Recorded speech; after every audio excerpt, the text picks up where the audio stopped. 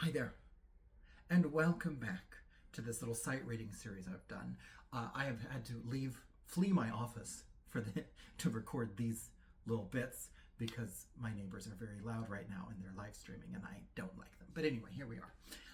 So this is the second video of me reading through Suzuki Book 2 for the first time in a while and then critiquing myself while I do so.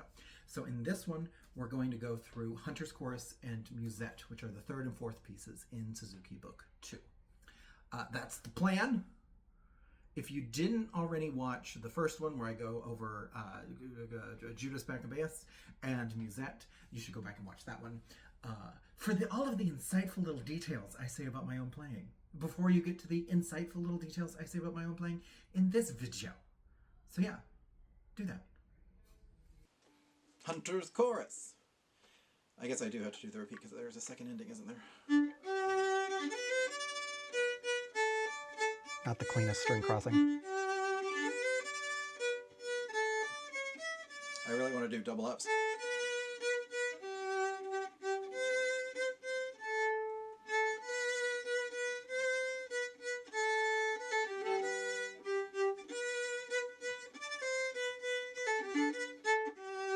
The hardest of those crossings sounded the best. The easy ones did not sound great. They were muddy.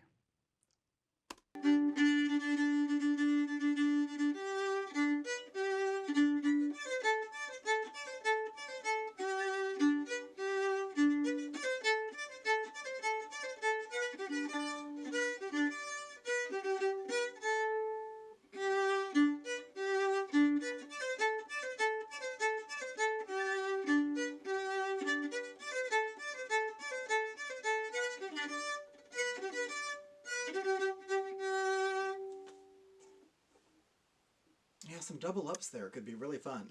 Interesting. So on the repeat, it's subtle. My bow distribution is not the same. I used more bow for some of that on the repeat. Interesting. Not intentionally. I don't know what I was going for. I think it just happened. There are some things here too, like the dee-da-da, dee-da-da, dee-da-da. I'm coming off the string a little bit, right? And there are times when you're going through something like the Suzuki books, where there's a bowing or an articulation that might make sense to do in a different way once you're more advanced, right? That's not necessarily one of them, it's just what came to mind. There are several times where, like in the Gavotte in the first book, dun, dun, dun, dun, dun, dun, dun, dun, dun, brum, bum, that's all marked staccato, right? I like, now that in my advanced violining years, I like doing that spiccato where you're bouncing off the string, right? Which takes a lot more control, a lot more dexterity. You need a lot more study and familiarity to do it well. Thank you, Mozart. All the Mozart I played in orchestrally in college really helped with that. So that's just what came to mind with it. And that talk about the double ups, that's a little bit of what's going on there too. I'm going to play with that later. Not right now. And then of course we have the long, long ago in G major. I need to do that. This is such a nice melody.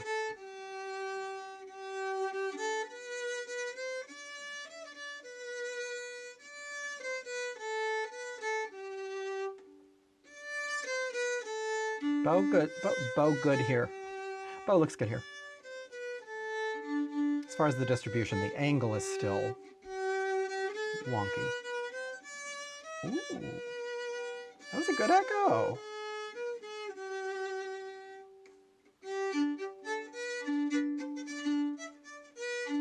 Not the best tuning there.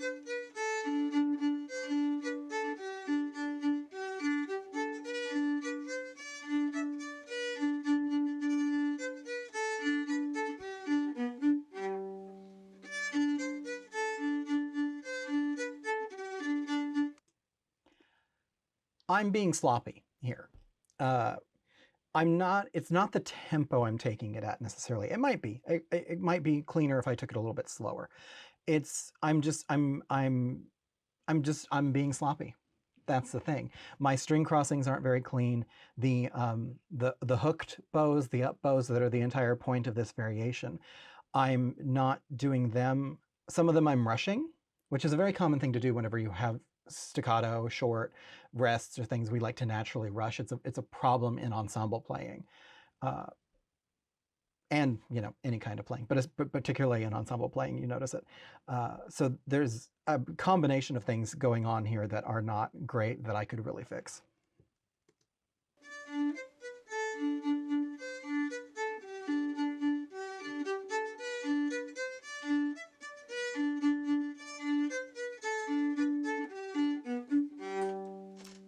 Need to bring the dynamic back up. Okay.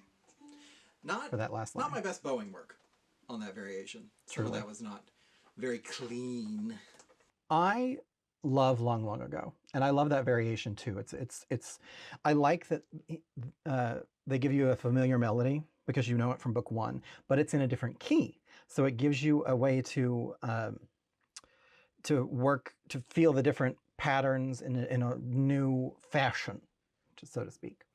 And also, it's really good to start working transposition. I tend to think that we as instrumentalists don't work transposition. Wait, what am I saying? Some of us, if we're not doing a bunch of jazz stuff, don't work transposition as much. And one thing that can be really helpful for it, and I'm working on a post for the website about this, is solfege. If you learn the solfege syllables, that becomes very easy to help transpose something. And if you're following the Suzuki books, you get a little bit of the transposition going in book one because it tells you to play Twinkle in a bunch of different keys. It tells you to play some of the other songs in a different key. But if you're not using that actual language, sometimes that can go over kids' heads. Students' heads.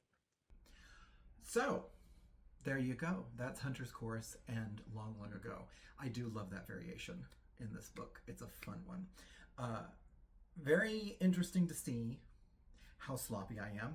I know I talked about that in the video, but this just goes to show you how insightful it is for you to film yourself, right? Because you see things that you don't notice when you were just playing them, or you see them in a different light. Like, I knew that I was sloppy while I was playing this, but I get to see sort of how and break it down, and now I have an idea of how to go about getting myself back in shape.